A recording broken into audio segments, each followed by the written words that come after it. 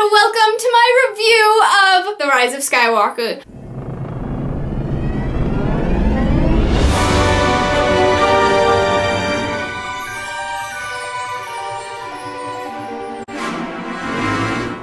I have my actual formal review of The Rise of Skywalker. I saw it when it first came out on the Friday, and then I saw it again the next Monday. That was a week ago, although it took me a few days to get this video made, obviously because Christmas and, you know, all that stuff. So I finally am getting this to you, my formal review. I already did one video right after it came out where I did kind of more of an informal reaction review where I focused on reviewing my predictions and seeing how many I got right. You should definitely check that video out in the cards. It was really fun, and I actually got quite a few predictions right. But now, anyway, I have got my formal review. I have about 3 pages of notes from the movie. After seeing it a second time, what I feel about, like, almost all of the details in the movie, it's in no particular order. So, the first thing I wanted to talk about was about Rey and Ben's kiss at the end, which I felt was kind of out of place, to be honest. I kind of liked it, and Ben had a super cute smile afterward. It was like super cheesy and adorable. But the thing is, I feel like because Ben died and because there wasn't like any romance leading up to it in the entire movie, not just with them, but like with anyone in the whole movie, they had so much they had to cover in this movie that they left out all of the romantic stuff, basically. Even though that's always been kind of a part of Star Wars, just to a small extent at least. For this one, they totally left it out until suddenly at the end they kiss and then Ben dies. And I think the main thing with that though is that I would have liked it to happen so much more if Ben survived. Well, first of all,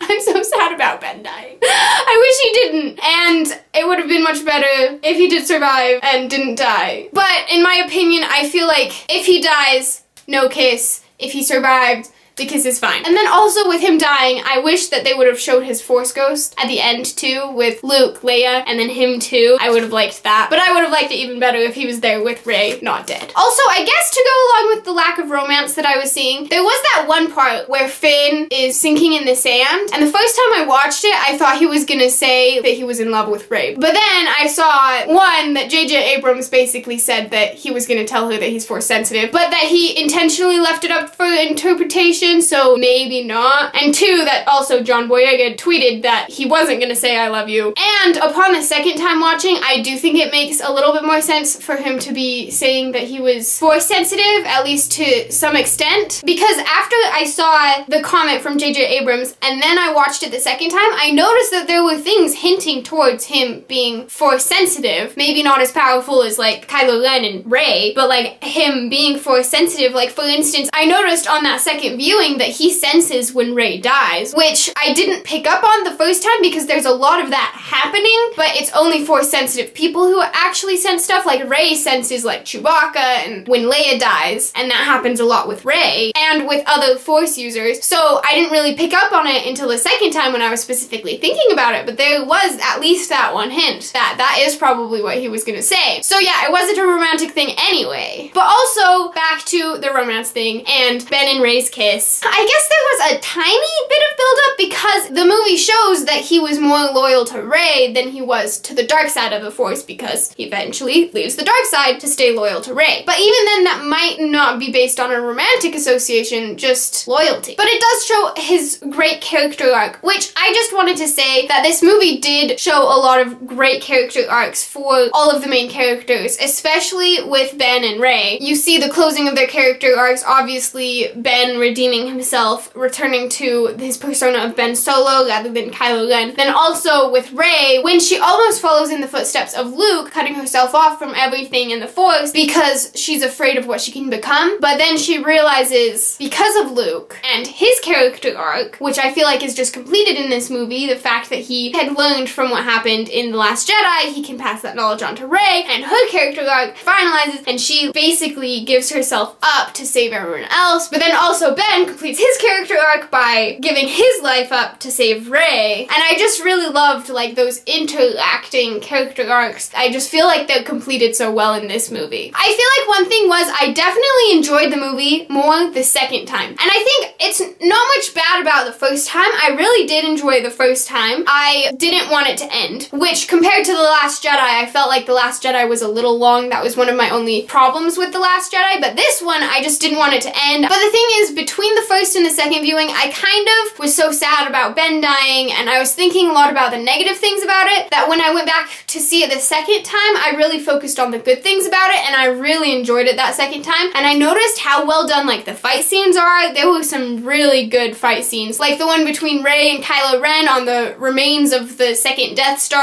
and then there's obviously the one that's like Rey versus Palpatine and his dudes, and Kylo Ren simultaneously against the Knights of Ren when he's redeemed himself, and then they come together. Although, I have to say, I think my favorite fight scene of all in Star Wars is Kylo Ren and Rey versus the Praetorian Guards after they kill Snoke in The Last Jedi. That one's so great, but these ones got close. They're pretty good too. And I really like the moment when Rey gives Ben the lightsaber. That was spot on. One thing that I would have liked to see that didn't happen, but I see why it didn't happen, was Kylo Ren turning his saber white. That would have been super cool, because his lightsaber is kind of cool looking. I mean, albeit kind of impractical with the two ones sticking off, you know. But when he threw his red saber into the water, I was like, no, he's not gonna have his lightsaber, what? And then Rey got Leia's saber, which I think I like the full circle of that, rather than seeing a really cool looking white lightsaber of Kylo Ren's, which probably couldn't have been made because his kyber crystal was cracked. Although I'm pretty sure when Rey, you know, gives him the lightsaber she's holding, I'm pretty sure she gives him Luke's, which I think it would have been like more full circle if she gave him Leia's, because that's his mom, and that would have been like more poetic. But I guess like Luke's was just the one she was using first. And speaking of Leia's lightsaber, I really appreciated that they showed it, albeit very, very briefly, that Leia did train with Luke, and it totally made sense with her character that she sensed the death of her son at the end of her path, which ironically actually happens in this movie, but you don't know if that's actually what she was sensing with the Force or more of like legitimately her son as a younger child dying. But the fact that she was trained and then gave up her training because she wanted the safety of her son and her family totally makes sense, and I like that she trained, because she does show small parts where she uses the Force. I mean, I still feel like in The Last Jedi, when she survives and uses the Force to get back onto the ship after getting blasted into space, that still doesn't quite make sense. I mean, at least she was trained a little bit, so it's not completely out of the blue, but I feel like still a really, really trained, talented Jedi shouldn't be able to do that, but Leia does. So that's pretty much my only gripe to pick with The Last Jedi. That and the fact that it feels kind of long, like those are my only two negative things about The Last Jedi. Other than that, I love The Last Jedi. Then it makes more sense that Rey was training with Leia because she received some training, and then also the fact that Rey trained in this movie was great as well. Also with this movie, there was the whole thing about the Emperor coming back, and I know some people argue that it kind of seems out of place. Snoke was supposed to be the big bad. There was all the stuff with, you know, Rian Johnson just killed him in The Last Jedi, so what do they do? The Emperor. While I feel that there is somewhat that lack of continuity from The Force Awakens to The Last Jedi to The Rise of Skywalker, I feel like they did a really good job of bringing the Emperor back in. I mean, they made an effort to explain why Snoke was there, why the Emperor was involved in everything, and I personally think it makes sense for him to be the main villain. He was the main villain throughout the rest of the saga. The only thing is, I wish it was explained more. It could have gone into more depth, but I get that it was a long movie,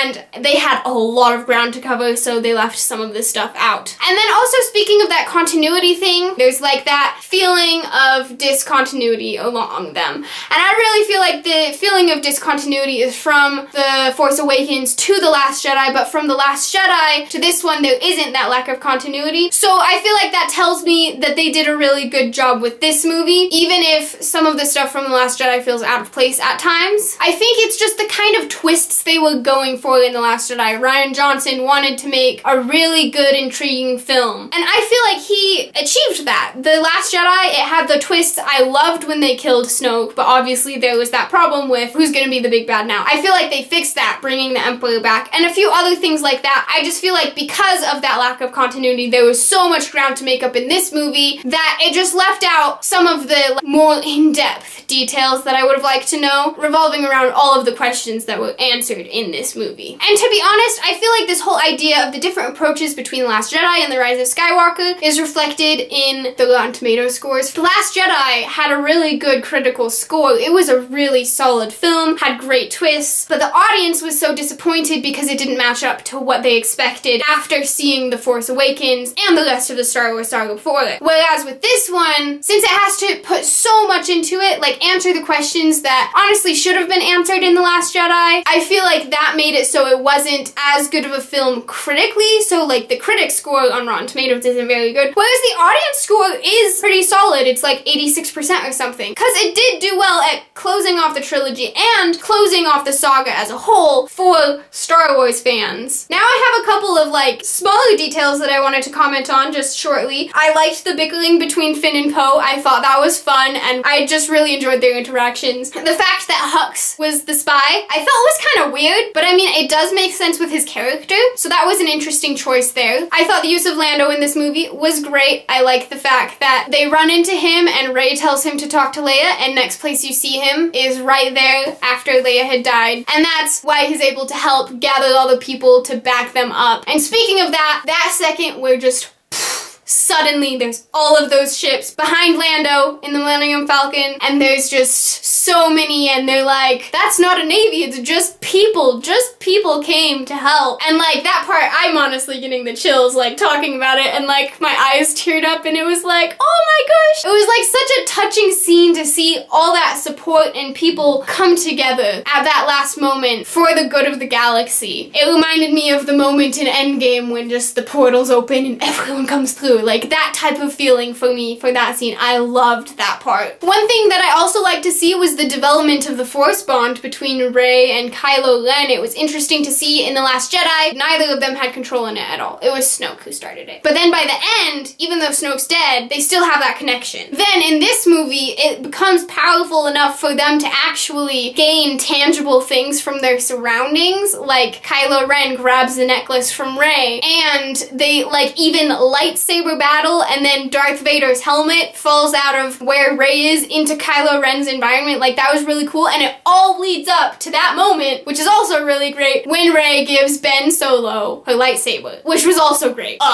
Next one, I'm surprised I didn't write this sooner up. I didn't think of it, but it was one of my main comments right after seeing it the first time. Chewbacca, them thinking he died. Honestly, when I saw that, I'm like, I forgot about Chewbacca. I'm not surprised that they killed him, and that's super sad. I was so sad. But then he survived. It was the other transport I noticed the second time. There were two transports right there. But the thing about that scene was when Rey uses Force lightning suddenly out of nowhere. My jaw dropped. I'm just like, holy cow, that was crazy. And just like the whole depth of that scene, the fact that she thinks she killed Chewbacca on accident by using this Force power she had no idea about, the fact that to the audience it's hinting that she is a Palpatine, and then she's like horrified at her own hand. Oh, that scene's just like, oh. And I think that was really well done. One thing that I did guess correctly, but it wasn't part of my predictions video, was that C-3PO, that line in the trailer where he's saying he's taking one last look at his friends, I guess that was because his memory was being wiped. My husband was like, I'm gonna be so mad if they kill C-3PO, and I'm like, I bet that he's just getting his memory taken away, and I had no idea why before seeing the film, but I was totally right. But then just on the note of C-3PO, he was rocking it the whole movie. Like, all his lines were hilarious before and after the memory wipe. I really liked the implementation of the droids in this film. Like I forgot its name, but the small rolling one with a cone head was really good too. I really liked the droids in this film. The next thing is Force healing was a huge part of this film, and I liked how they built up on it. First, Rey's never done it before, and she just gets this idea, obviously feeling from the Force, that she needs to help the snake creature thing, don't know what it's called, because it's injured, and she heals the scratches on it, and that's what gets them out of the caves. And so like there's that introduction of it, and then it happens even more because she heals Kylo Ren, Ben Solo, right after, you know, she's